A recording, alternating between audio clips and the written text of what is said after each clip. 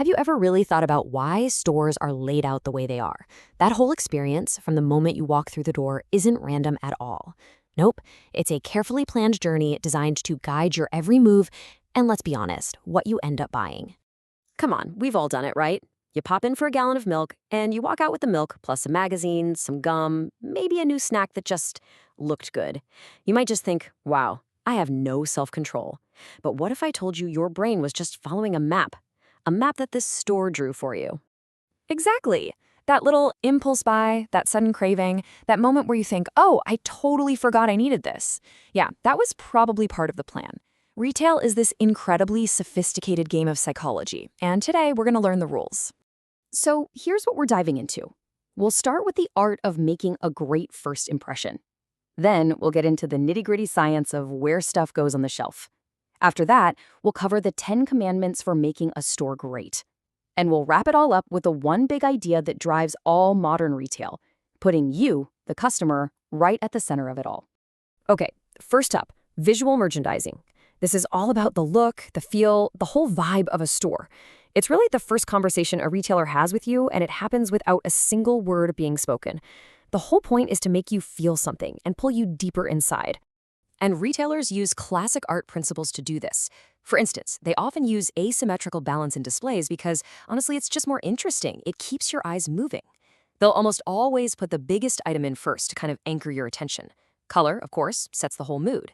Then there's the focal point. That's where they want you to look, and they'll use lighting to make absolutely sure you don't miss it. It's like a visual symphony, with a product as the main star. But you know, the golden rule that holds all of this together is simplicity. A cluttered, messy display, that's a total dead end. It just confuses us. The goal is to be crystal clear. That means knowing when to stop adding things so the message and the product can really shine. All right, let's switch gears from the art studio to the science lab. We're talking about shelf placement. If you think of a store as a city, every single shelf is like a carefully planned neighborhood. And where each product lives, well, that's a huge decision, hiding right there in plain sight.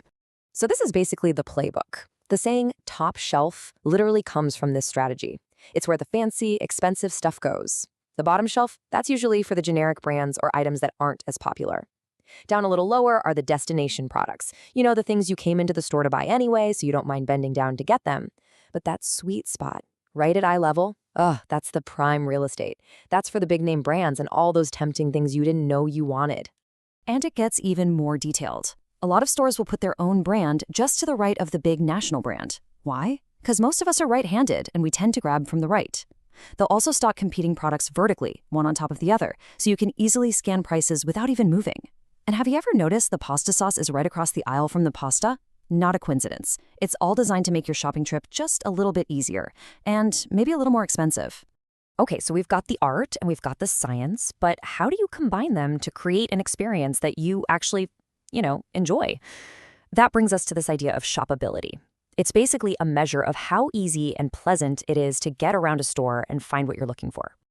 And it turns out, after looking at the world's best stores, this whole experience can be boiled down to 10 key principles.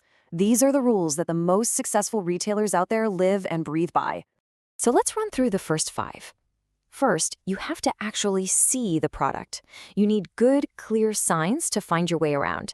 The store needs to be organized in a way that just makes sense. It can't be cluttered because that's just overwhelming. And finally, you have to be able to reach out, touch, and interact with the stuff, what the experts call product affordance. It all boils down to one simple thing, making your trip less frustrating so you can actually enjoy it. The next 5 build right on top of that. A really great store always feels a little fresh, a little new. The experience has to be convenient because your time is valuable. The store should also feel like an expert, a place you can trust. It needs to be flexible enough to change with your needs. And finally, the best retailers are always measuring how they're doing and looking for ways to make the experience even better for you. And this all leads us to the grand finale, the big idea that pulls everything we've talked about together. In today's world, all these tricks and tactics, the art, the science, the rules, they all serve one single mission, to be completely customer-centric. So what on earth does that actually mean? Well, it means a business isn't just thinking about what it wants to sell. It's completely obsessed with what you, the customer, actually needs, not just right now, but in the future too. Every single decision gets filtered through that lens. And this isn't just some fluffy philosophy, it's a real, actionable strategy.